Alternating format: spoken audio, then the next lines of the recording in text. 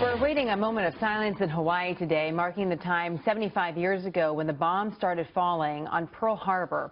More than 2,400 people lost their lives on this date, that date that lives in infamy when the Japanese launched what has been described as a surprise attack on our naval base in Hawaii, drawing the United States into World War II. We're going to talk more about that surprise in a moment.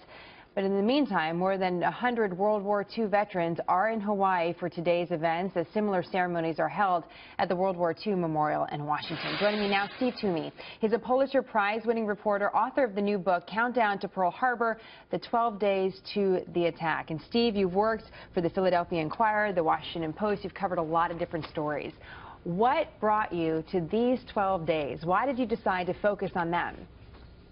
Well, I got interested in the man who was the commander-in-chief of the Pacific Fleet on that day. His name is Husband Kimmel, and really got fascinated by the fact that up until that day, he had had a stellar career. He was perfection personified and was respected, known throughout the Navy for his diligence and his relentless quest to train those who worked for him.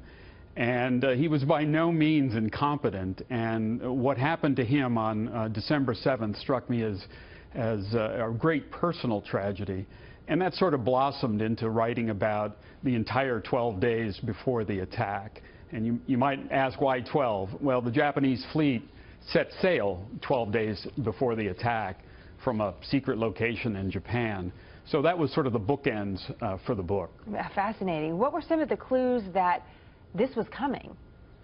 They had multiple clues that Japan was about to do something. They didn't know what, but there were reports coming out of the Far East that Japanese warships and troop transports were starting to head toward the South Pacific.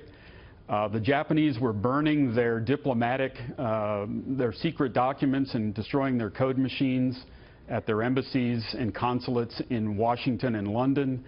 Our eavesdroppers lost track of several Japanese aircraft carriers. They couldn't find where they were on the radio waves. They seemed to have dropped out of sight. And so with each passing day, it looked a little more ominous, to the point where all of the military forces in the Pacific, Army and Navy, had been warned that war was about to break out. So the idea that Pearl Harbor was some sort of bolt from the blue is a little misleading. We knew war was coming. The surprise was not that there was war, it was where it broke out. And why was that a surprise, and why were the other red flags raised overlooked? I think there was a large dose of complacency. There was a large dose of American superiority. We felt that we were the best Navy in the world. And there was a somewhat low regard held for the Japanese as warriors. We thought their aircraft and their weapons were second-rate. We didn't think they were very creative or technologically proficient. And so there was a belief that staging a raid on Pearl Harbor, even though that had been theorized over the months, we felt that was beyond the capabilities of the Japanese, because we felt it was beyond our own capability to conduct such a raid on Japan. And if we couldn't do it, they couldn't do it. So there was this sort of mindset that the impossible was just that, impossible. Well, wow, what a lesson about thinking bigger. Just as we finish here, we were looking at all the footage. I mean, it brings it home. I'm a Navy wife.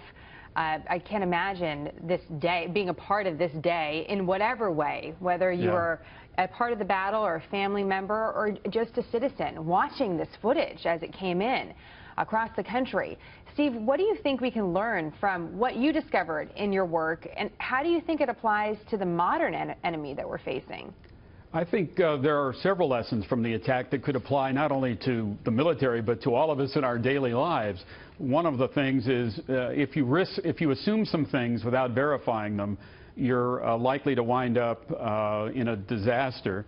I also think that one of the problems at Pearl Harbor was a tendency to receive intelligence but put a positive spin on it so that you didn't have to change what you were trying to do. And I think all of us have that tendency of not wanting to budge from preconceived ideas and plans, even when we get new facts.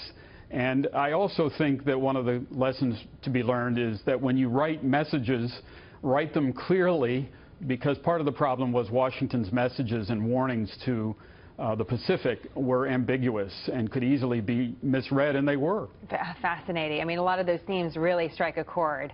And as you point out in your book, that some of the messages were very general. They weren't actionable. So, you know, you got them, but you didn't really know what to do with them.